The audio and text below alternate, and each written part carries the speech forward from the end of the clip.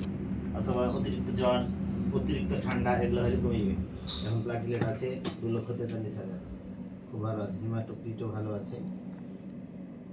যেটা একটু একটু অসুবিধা আছে, অসুবিধাটা হচ্ছে আপনার লিম্ফোসাইটটা একটু বেশি আছে।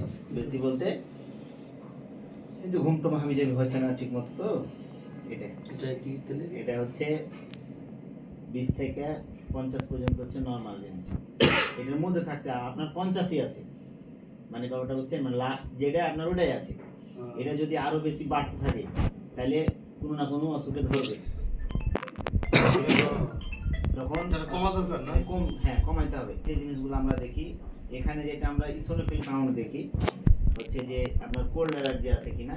রিপোর্টটা এটা তো খুব বেশি খারাপ না, মানে নরমাল আছে। এটা অ্যালার্জিক রিঅ্যাকশন ফাংশনের যেটা টেস্ট, ওটা ওই মেশিনে পাবো, ওটা 10 মিনিট সময় লাগে। আর এটার রিপোর্ট খুব সুন্দর আছে, খালি এই লিম্ফোসাইটের বর্ডার লাইন আছে। এটা কি করণীয় তাহলে? ঘুমাতে হবে ভালো। হ্যাঁ, খাওয়া দাওয়া ঠিক মতো করতে হবে, ঘুমাইতে হবে, পানি খাবেন পর্যাপ্ত পরিমাণে। জার্নি গুলোতে পানি খাওয়ার সময় থাকে না। আমি